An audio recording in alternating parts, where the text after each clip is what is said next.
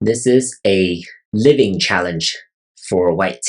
If you're an experienced player, the correct move should be pretty obvious, especially in games when you don't have a whole lot of time to calculate. You just need 2 eyes, you gotta build it. And the correct move is right here. Right, this guarantees 1 eye right here and another eye here. And that's how you build 2 eyes. This is what I call the build 2 eyes method. After playing number 1, it's fairly clear that there are 2 independent real eyes that cannot be destroyed by black. And in this case, increasing eye space does not work.